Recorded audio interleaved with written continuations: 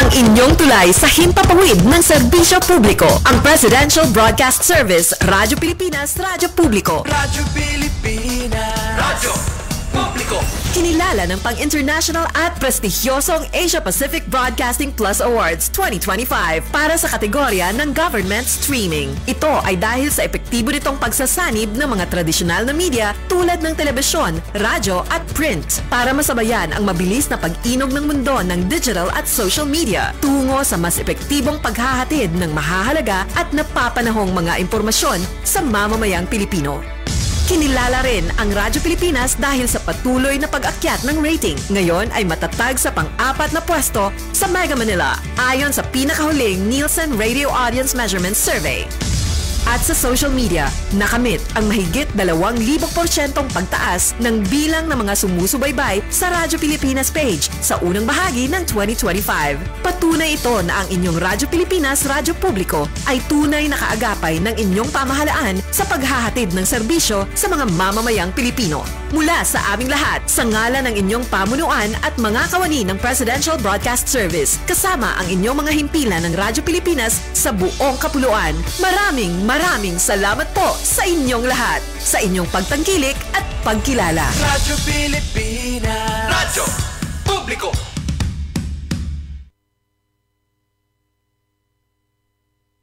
Government Online. Pakinggan ang mga serbisyo ng mga ahensya ng ating gobyerno at institusyong pampubliko. Alamin ang mga programa ng pamahalaan para sa bawat mamamayan. Government Online. Kasama si May Formaran. Bayan, konektado ka. Government Online sa Radyo Pilipinas Lucena, 1017 AM.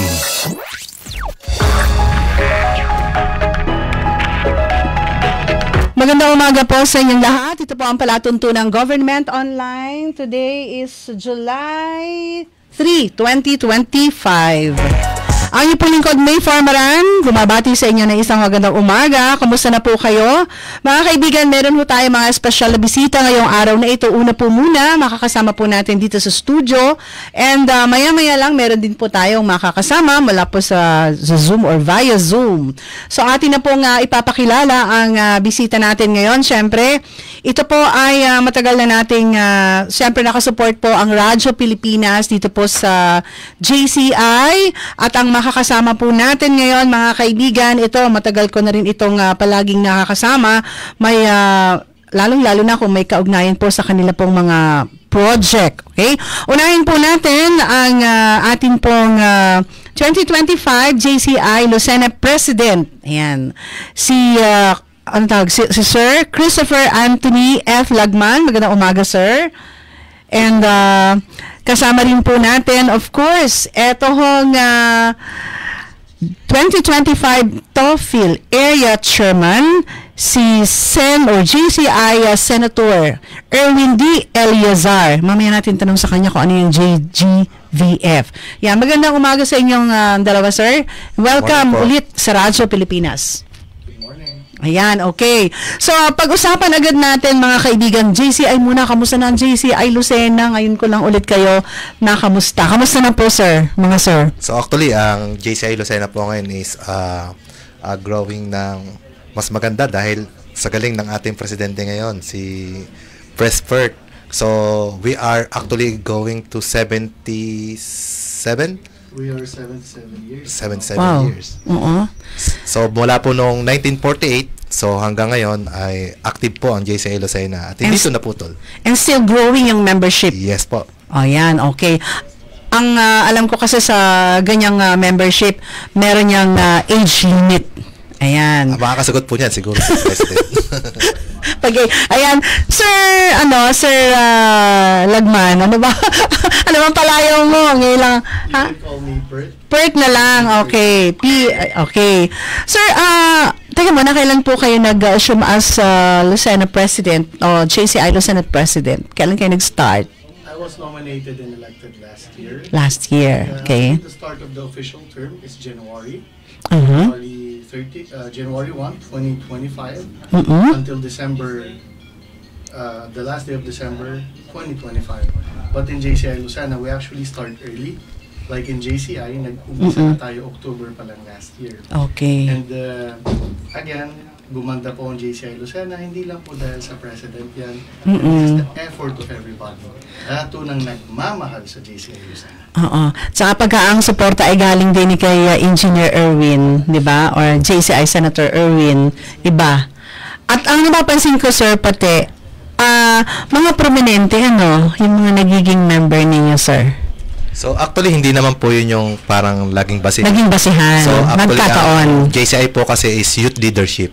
So technically ay dapat ay 18 to 40 years old. Sabi ko nga sa inyo may age limit eh. Yun yung yun yung hindi naman siya kaibahan, kumbaga yun yung distinction po ng JCI kumpara sa other NGOs. So wherein ito kasi yung moment na pag lumampas ka na ng 40, so, maaaring sabihin mo, sayang, sumali sana ako ng JCI. Hindi ko hindi nakilala, ba't hindi agiging nagpakilala noon, sir? At kami ay nag-start ang Radyo Pilipinas, nag-start Radyo ng Bayan pa kami noong 1988. Diba? Early 20s pa kami noon. Tapos, abot pa sana, diba? But anyway, katuwang nyo naman kami sa mga ganitong program. So, sir, nalagay siyang si sir ng support ng pagiging president. May mga nagawa na po ba agad kayo ng mga programs or kahit yung nakalinya, pwedeng naming malaman para ma-share natin, para maintindihan na ganun pala yung ginagawa sa JCI? Madami yan. Prespert. So, yung highlight lang baka sa kadamihan kulangin ng isang oras. Actually, again, this is an organization of young leaders, yes. 18 to 40 years old, na talagang ang mission, lalo na tayo mga taga-Quezon, ay okay. nagbabayanihan. Okay? Doing good without thinking of, without expecting anything in return. Yes. And doing good as if you did not do anything good at all. Yes. In this way, hindi tayo nagbibilang, kundi kumakain tayo ng gawa. Okay. Now, with regarding the projects, our members, marami yan. Marami tayong estudyante, young professionals. We have around 9 lawyers. Wow. And 6 doctors, 1 MD, tas puro dentists, architects, engineers. Karamihan sa members na to, isang member, 4 ang project, 6 ang project, 2 ang project, mostly sa senior citizens, sa mga kabataan, sa mga kasamang animal welfare, at sa kalikasan. So, ibig sabihin lahat, sir, yung sa project, talagang meron lang tayong identified like in kalusugan, in elderly lang, or para din lang ba tayong isang LGU na lahat ng pwede nating ibibigay, ipa-project? Pagdating po sa organization, ma'am, technically, parang katulad din ng iba, may sinasabing about area of focus, yes. Or mga at pagdating po naman sa JCI, may tinatawag kami mga opportunities. Yes, ang tawag namin sa opportunities. Kasi ang JCI, yung community project is only a part of being a JCI. So, kung saan, doon kami nagmi-meet, doon nakita-kita, at doon nabubuo yung banding namin as an organization. Pero pagdating po kasi yung tinatawag naming opportunities, 5 opportunities po eh. So, meron kaming 5 aspeto. Yes, so, meron kaming tinatawag na connect, invest, tapos ay collaborate. So, wherein, pag member ka, so hindi lang umiikot ang JCI na, magko-community project tayo. Isa lang siya. Isa lang siyang part. Pero meron pa kami tinatawag na yung individual opportunities, wherein may training din. So, may training for ourselves, for being a professional, kung anong specialization mo. At meron ding mga official course na exclusively for JCI. Yes. But not necessarily mean na you are training for them para maging leader. Not necessarily. Okay. So, yan ang maganda. So, saan man sila ilagay, meron. Alam mo yung sinasabing pagiging JCI, nagiging stand out. Diba? You have to enhance yourself. Yan. Okay. Yun ang... Husay ka talaga. Yun ang maganda. Oo. Sa JCI, you're with people na gustong ayusin ang sarili nila. People who want to improve. So, ang kasama mo dito, mga taong nasa katinuan. Mga taong gusto magkaigi ang buhay nila at makatulong pa sa iba, maliban sa tinutulungan ng kanilang sarili. Oo. So, sa'yo, Sir Pert, anong naitulong sa'yo? Ngayon ko lang kasi siya na si Sir, alam ko na ang dami niya na mga na-share. Pero hindi ko sinusukat yung kakayahan mo as president, ha? But, no. I really would want to know kung ano yung nagawa sa'yo ng JCI for them to convince to join your organization. I will be very honest. When I was invited to join JCI, I said yes. Because the sole purpose was mag-project tas gumawa ng mabuti. Upon entering JCI, I did not know na gusto ng JCI was to change the world. Pagandahin ang mundo. And it will start with ourselves. Not changing lives, but changing world. Changing the whole world.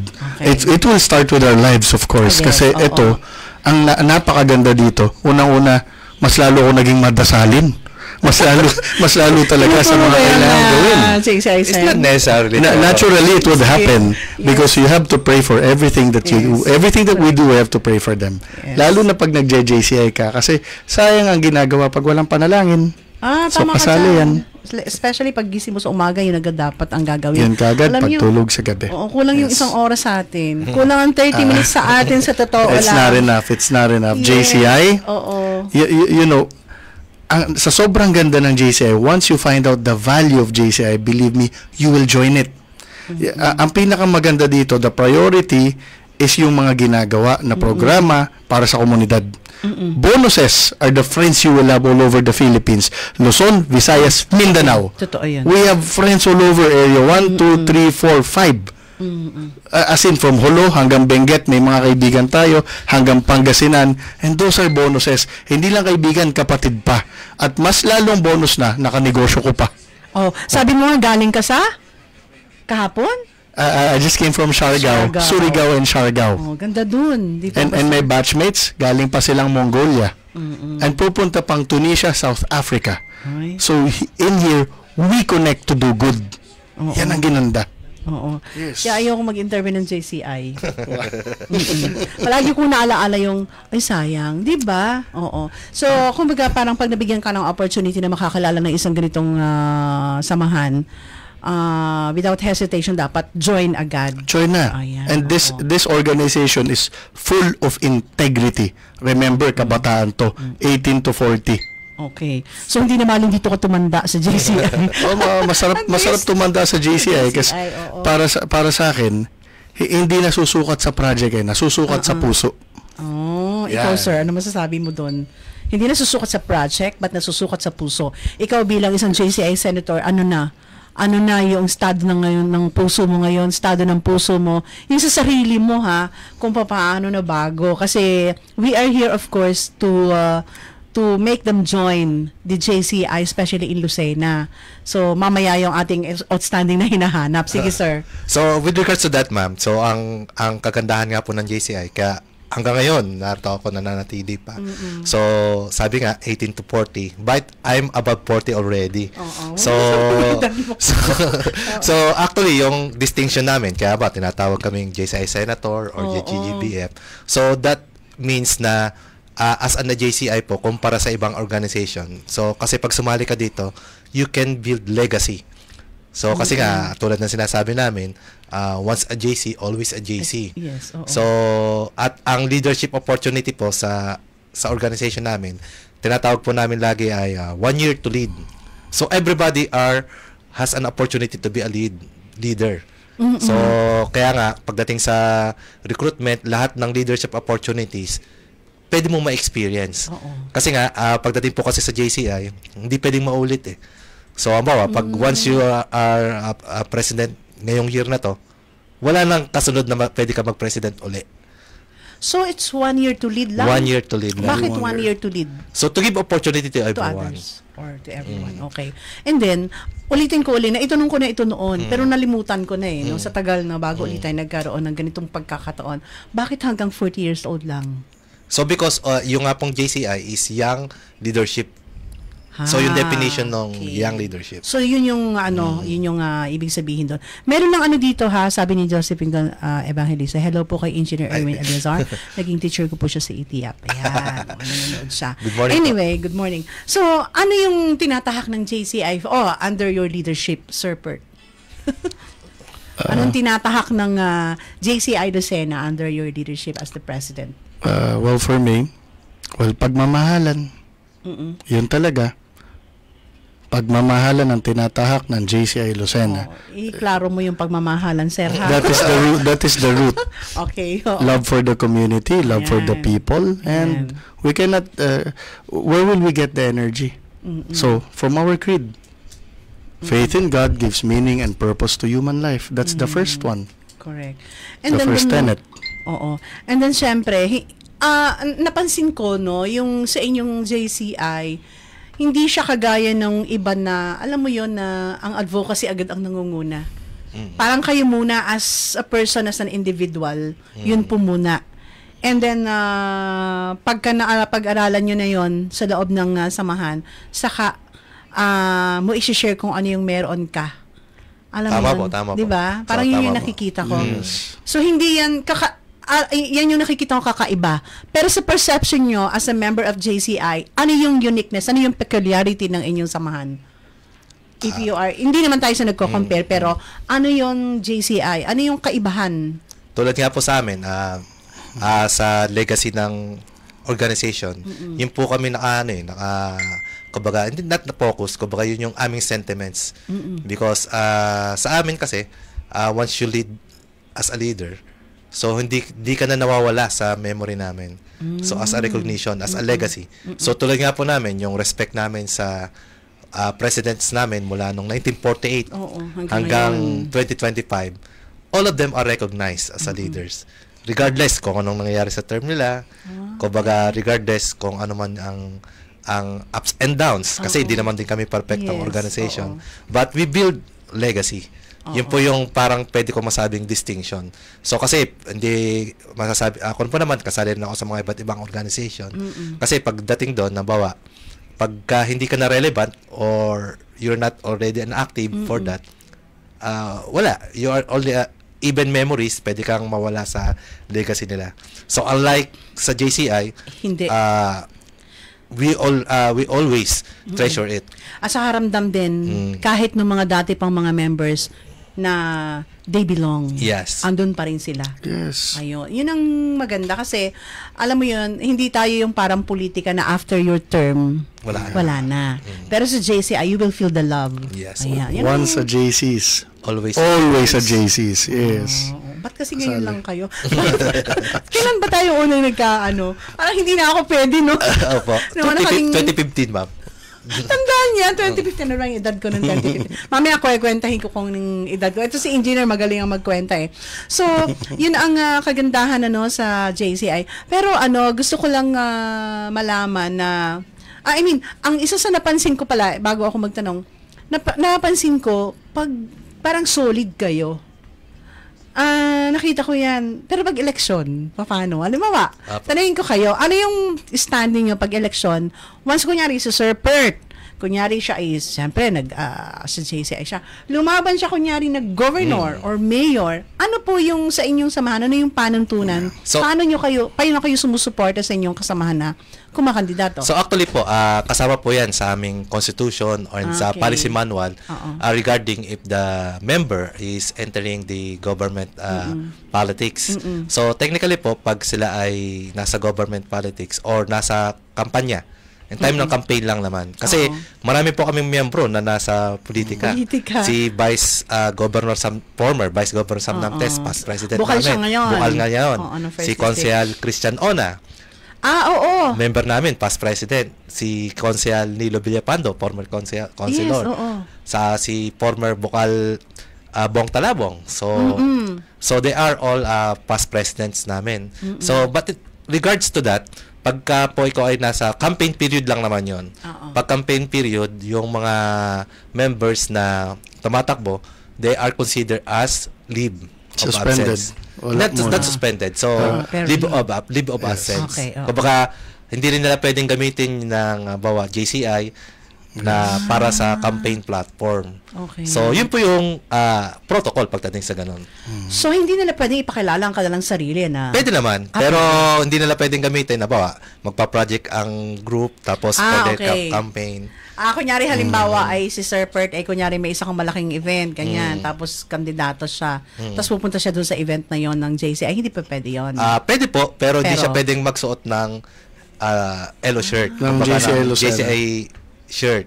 So, ang pwede yung isuot kung ano yung campaign t-shirt niya. Yeah, yes po. And I think we also cannot promote as an org. Yes po. We cannot promote anybody's running. Okay. Yes. So, at least may alam mong nabuo yung samahan nyo, not for that purpose only. No? Hindi pwede gamitin. Hindi pwedeng gamitin. Kasi dumadating po sa punto na parehas membro magkalaban pa sa politika.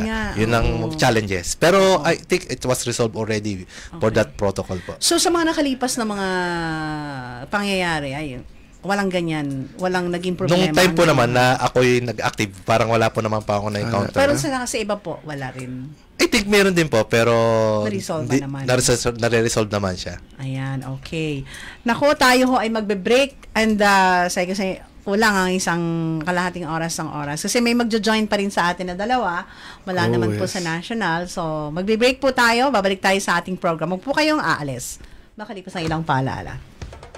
Ito ang Presidential Broadcast Service. Radyo Pilipinas. Radyo Publiko ng bagong Pilipinas para sa bagong Pilipino. Naghahatid ng mahahalagang balita at impormasyon na guugnay ng pamahalaan sa sambayanan. Tulay sa himpapawid ng serbisyo publiko. Radyo Pilipinas. Radyo Publiko. Ang boses ng Pangulo. Radyo Pilipinas. Radyo Publiko. Nay, bakit kahit nasa trabaho ka, may breast milk pa rin akong naiinom dito sa bahay? Kaya pala, pinag-iipon mo ako ng breast milk, tapos iniiwan mo rito. Pati pagkain meron. Galing mo talaga, Nay! Sa araw, kahit anong oras ako magutom at kung ano ang kailangan kong kainin, nandyan ka lagi, Nay. Kapag gabi na at akala ko'y tulog ka na, konting iyak ko lang, gising agad. Idol kita, Nanay. Love, huwag ka masyadong bumuntot sa nasa unahan mo. Okay lang yun. Parang lang maksingit. Sa dami ng tricycle at motor, ang bibilis nila, baka maunahan ako. Love, kapag nagmamaneho, sundin mo lagi ang 3-second rules. Ito ay pagkakaroon ng ligtas na distansya sa sasakyan na nasa unahan mo para maiwasan natin ang aksidente. Abala pa yan. Sige na nga, pakis nga.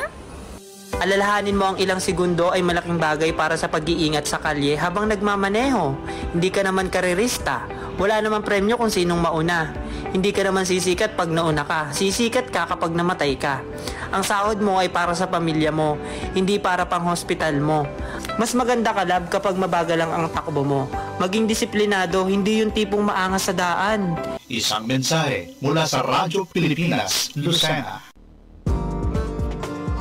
Ano nga ba ang bilocal movement ng DTI? Narito si DTI Quezon Business Development Division Chief Ana Marie Quincina. Nagkaroon po ng kautusan na kailangan po lalong suportahan yung bilocal movement sa pamamagitan po ng pag-allocate ng at least 10% po ng annual procurement plan ng mga local government unit. Kapag po sinabi natin locally produced and manufactured or locally sold, pwede din po dito yung ating mga local na caterer, yung mga uniforms, yung mga ipapaprint natin ng mga promo materials, mga tarps. So, unahin natin i-consider yung ating mga kababayan, yung mga office supplies. Ang Buy Local Movement po ay napakagandang proyekto o programa po ng gobyerno. So, sa pamamagitan po nito, pagpatuloy tayong tumatangkilik sa ating mga locally produced products, pinapalakas po natin na ating mga micro, small, and medium enterprises. Kapag pinalakas natin sila, alam nating trabaho at kita ang dadalhin natin. Hindi lang sa kanila, hindi lang sa kanilang pamilya, kundi sa buong komunidad po. Isang mensahe mula sa Radyo Pilipinas, Lucena.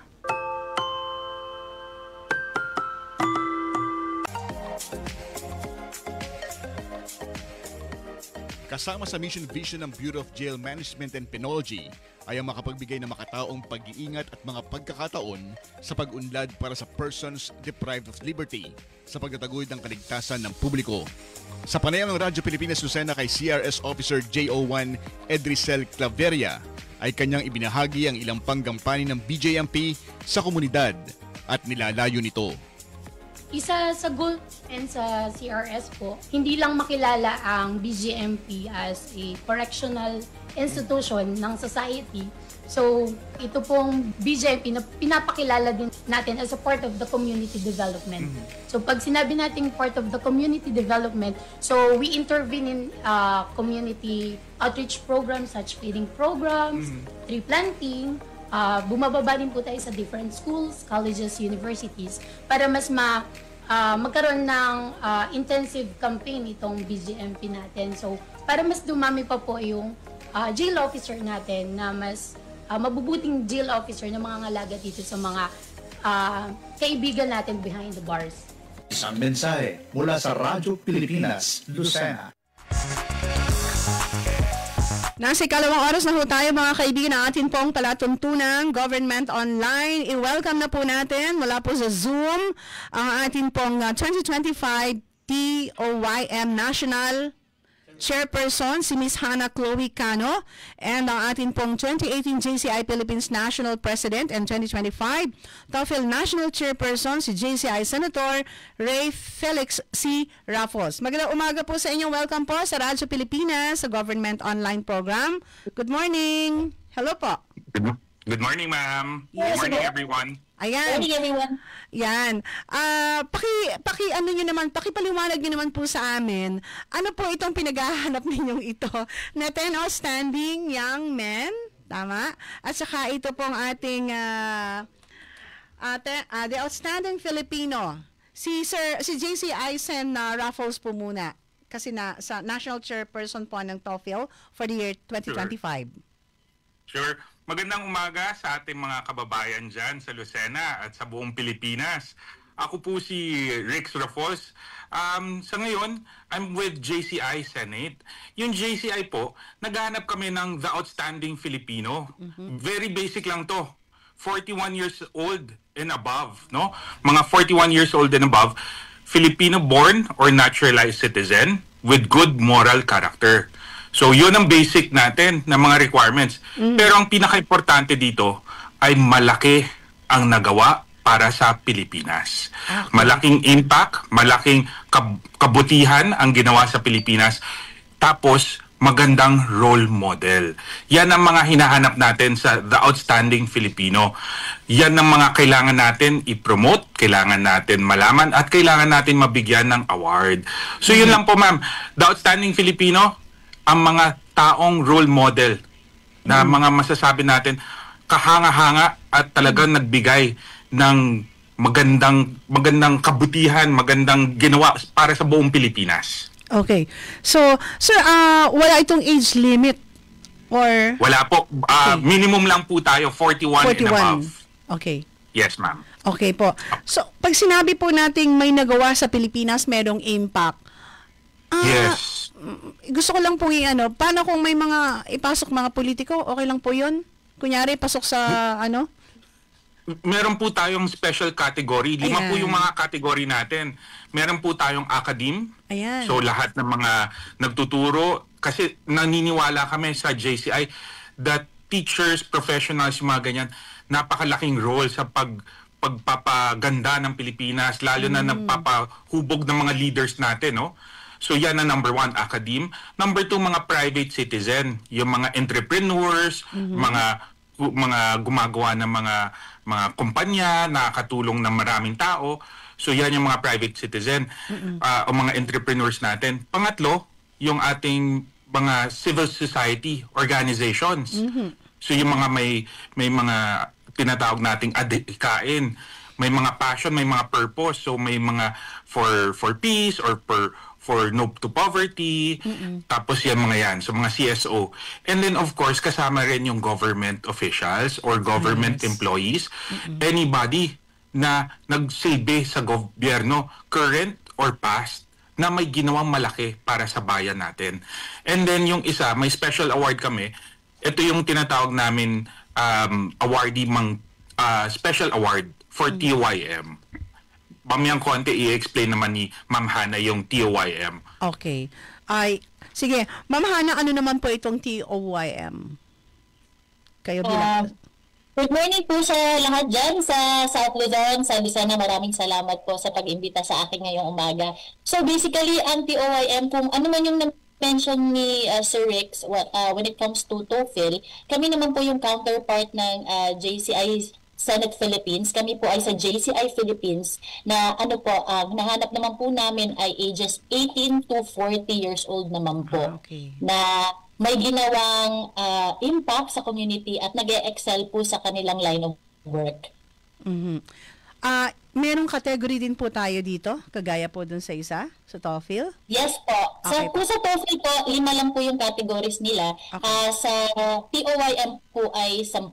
So, we are looking at humanitarian service and social work, arts and culture, pure science and mathematics, engineering and other applied sciences, education, law, public service and civic work, medicine and other health sciences, sports, business and economics, at journalism and mass communications po. Oh. May journalism, mass communication. Yes! Pwede po kayong mag-dominate dyan, ma'am. Hindi tayo kasali dyan sa Inay sa mga bata-bata kasi 18 to 40. Ayan. Yes, ayan. So, paano gagawin? Halimbawa, ito ba ay pwede kang mag-submit ng sarili mo or kinakailangan may organization na mag-submit or mag-nominate? Paano po ang sistema sa TOYM at saka sa TOEFL? Sa TOYM po ay kailangan po nating mag-connect sa isang local organization ng JCI Philippines. Halos po naman bawat city, bawat region sa buong Pilipinas, meron po tayong mga local organizations. 200 local organizations po sa JCI Philippines. So makipag-connect po tayo sa website, madali lang naman po, jciphilippines.com, or sa official page ng JCI Philippines sa Facebook. So meron kayo. Yes, wala ba yung by chapter na pages or isa lang? Meron din. Yes, meron din po by chapter. So pwede niyo pong ilagay po yung city at may lalabas po dyan na local organization. Ayan. Paano naman sa TOEFL? Papaano po ang nomination? Yes, ma'am. Actually, mas madali po yung TOEFL dahil mas marami po tayong gustong i-reach in a sense na kahit yung nasa labas, pwedeng-pwede nyo tingnan, TOEFL.org. Check nyo lang po doon, nasa online na po tayo. May downloadable na ating nomination form, nandun na po lahat. Tapos, pwede kayong mag-check sa Facebook, TOEFL Awards. No? Check nyo lang, makikita nyo na doon.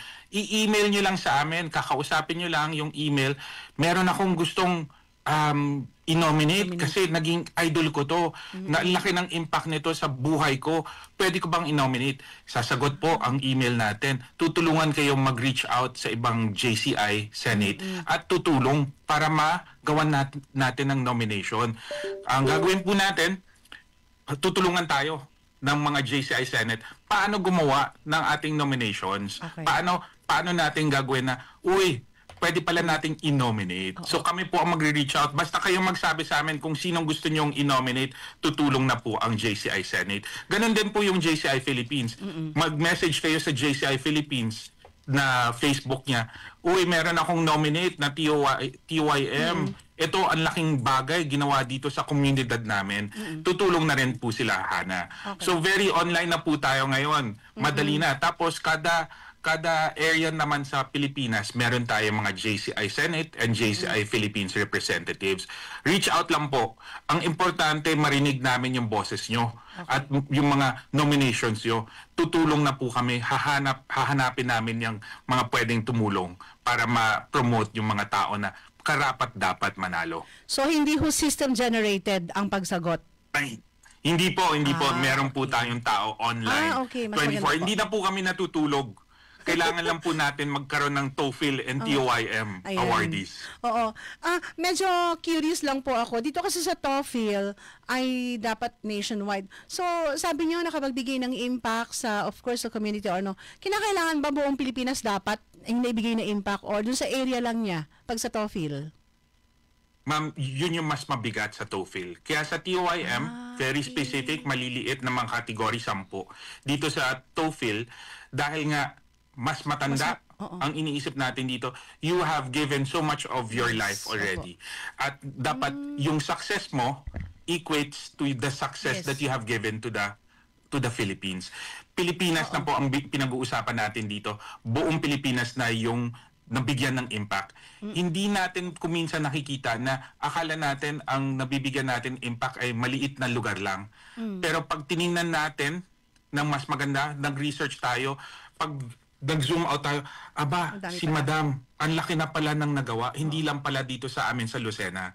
Aba, yung mga programa pala ni Sir, hindi lang pala dito nag-effect, buong Pilipinas pala nag-effect. Yun yung mga importante. Lalo na yung mga, para sa akin kasi, advocacy ko yung sa teachers. Kaya very included yung academe, yung lola ko kasi teacher. Ang laki na nagagawa ng mga teachers, ng mga professors, hindi natin nabibigyan ng ganong kahalaga.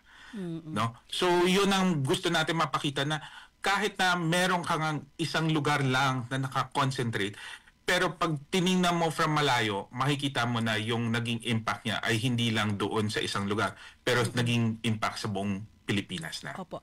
Hindi ho kaya tayo mahirapan, sir, sa paghahanap? Hindi ma'am, ako naniniwala ako, the outstanding Filipino is always there. We always have outstanding Filipinos that have given their all. Hindi po kailangan ng magarbo, hindi po kailangan na mayaman, hindi po kailangan na sobrang sinasabi nila success is only measured by material things. Hindi. We here at TOEFL and TOIM deem success as how many people's lives you've impacted. That is success. Sa dami ng tao na natulungan mo, yun ang success. Okay, ayan. So, syempre, yung panalangin natin, sana talagang ma-saturate natin kahit yung kalayo-layuan na makakuha tayo talaga ng nomination para mapili na sa ating TOEFL. Dito naman po sa TOYM, sabi nga mas madali-dali ito. Pero sa tingin nyo kahit mas madali, sa bagay ang mga kabataan yun, medyo iba ang gagaling nila as in, sa tingin ko, Miss Hannah, mukhang mas marami tayo. Kasi alam nyo naman, mas maraming population natin galing sa kabataan, di po ba? Paano naman po tayo magno-nominate? So, pag ano nga po, kailangan namin ang tulong ng mga kabataan dyan na maghanap ng karapat-dapat na i-nominate doon sa mga categories na naibanggit ko kanina. And I believe marami talagang magandang ginagawa ang ating mga kabataan ngayon. Nag-e-excel sila, maraming mga doktor sa barangay, sa mga municipalities, no, mga abogado, at even yung mga katulad po ninyo na nasa media na talagang nagsasakripisyo po para sa taong bayan, at saka tulad din ng mga guro, marami rin po dyan. Gusto po natin silang makilala. Ito pong mga heroes sa kasuluk-sulukan ng Pilipinas. Gusto po namin marinig yung mga storya nila at pwede po natin silang man-nominate at may bahagi yung kanilang mga kwento dito po sa TOEM. Tuwing kailan po ninyo sinasagawa itong search na ito? Parang ngayon ko lang ulit ito narinig, mga sir at ma'am.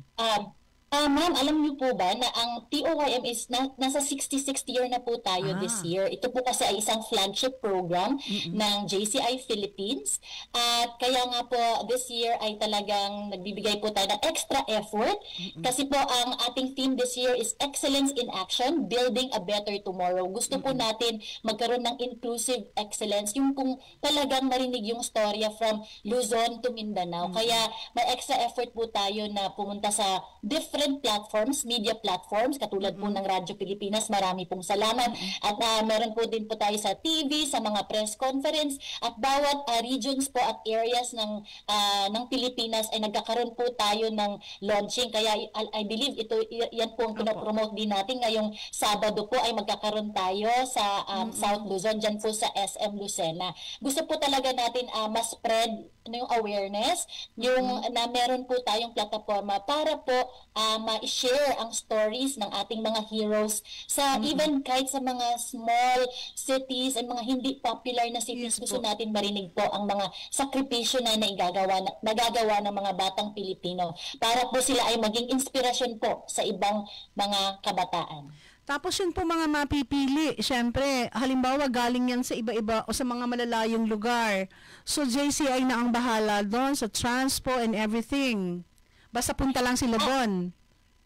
Bali, ganito po, so every year po tayo nagkakaroon ng ganitong awarding and ang awarding po ay sa Malacanang talaga. Kung meron lang pong kailangan ng support, kaya andyan po ang ating local organizations ng JCI Philippines. Marami po diyang mga membro na pwede pong tumulong just in case po yung honoree ay kailangan ng support para makapunta po sa Maynila at ma-awardan po. Ayan, okay. So, paano tatakbo ito pong search na ito? Hanggang kailan?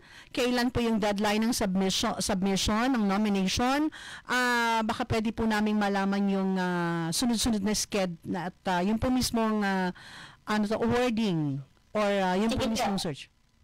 So for that timeline po, nagsimula na po yung launch, nag-open na po yung ating nomination launching noong May 30 hanggang August 30 po para sa TOYM. So hanggang August 30 yung nomination, kailangan lang pong pumunta sa Facebook page ng TOYM o makipag-ugnayan sa any local organization ng JCI Philippines para po officially manominate tayo. And then the screening process begins on September, the judging process on October, at yung awarding po natin sa Malacanang ay ngayon pong January 2026 po. That's it, that's for time. At for the TOEFL po, si Sir Rex na po yung mag-explain. Yes. So sa amin din, sa TOEFL, sa The Outstanding Filipino, hanggang August na lang din ang nominations natin. Ang kagandahan nito ay pinadali natin ang nominations natin. Kaya kapareho tayo ng TOYM that hanggang August 30, we want to be able to hear all the stories, all the nominations by August 30. And by September, we will have our screening and judging, and by October may announcement na po tayo, and hopefully by November we'll have our awarding also in Malacanang. Nauna lang po tayo ng konti sa awarding, pero same timeline tayo ng TOYM. Okay, so positive kayo na kahit ganun ka-ikli yung search for TOEFL, we can feel that 10 outstanding na hinahanap po natin, sir. Sa amin, ma'am, we're looking for 5, the Outstanding Filipino. Okay. We are very confident. Ang daming tao na gumawa at nakapag-impact ng malala sa Pilipinas. In a positive way, ang dami na pong nag-inquiries, ang dami na pong nagtatanong paano, sinong tutulong sa amin. It is because, sa totoo lang, ang dami naman po talagang tumutulong sa Pilipinas. Araw-araw, there are so many people who help out the common Filipino. Ayan. Yun ang maganda, kasi likas kasi sa ating mga Pilipino na hindi nagalaan talaga tayo ng time para sa iba, as long as sa anumang paraan tayo makakatulong. So sir, masyado hong maliit yung oras at alam kong ang gantong pagkakataon alam kong hindi sapat, pero gusto ko pong hingan kayo ng mensahe and for them to invite them para po dito sa ating search na ito. Unahin natin si Ma'am Hana. Invite po at saka yung mensahe po ninyo. Ayan po, so inaanyahan po kayong lahat na maghanap po ng karapat-dapat na outstanding young men and women sa inyo pong komunidad, sa inyo pong barangay, sa cities nyo po. Ito po ay ages 18 to 40 years old na may nag-excel po sa kanyang line of work at meron pong impact na nagawa po sa mga Pilipino dyan sa komunidad ninyo. So makipag-ugnayan lang po sa any local organization ng JCI Philippines at bisitahin ang Facebook page ng TOYM para po ay makapag-submit na po ng pre-nomination form. Marami pong salamat sa inyong suporta at see you po sa Saturday sa SM Lucena para po sa ating launching. Okay. Si JCI Sen, Senator Ray Felix Raffles. Sir, sa mensahe niyo po. Thank you, ma'am. Good morning, everyone. The Outstanding Filipino is out there. We know somebody na naging mentor, nakatulong sa buhay natin, somebody that we look up to. Isang tito, isang lolo, isang kuya, isang ate, isang auntie na talagang nakapagbigay ng impact sa buhay natin at sa buhay ng ibang mga tao. They deserve to be called an outstanding Filipino. Help us nominate them, help us award them. No? Just log on to TOEFL.org or pumunta po kayo sa Facebook account TOEFL Awards. Lahat po ng detalye nandoon na. Tutulungan po namin i-nominate at i-award yung mentor mo, yung hinahangaan mo. Dahil naiintindihan namin na mga Pilipino, kailangan natin bigyan ng sapat na recognition dahil they have been excellent and outstanding all this time. Ang kailangan lang ay makilala kung sino sila. So with everybody here listening, watching, lahat po nang pupunta sa ditong Sabado, help us nominate, help us find the outstanding Filipino. Deserve nila ng recognition nito.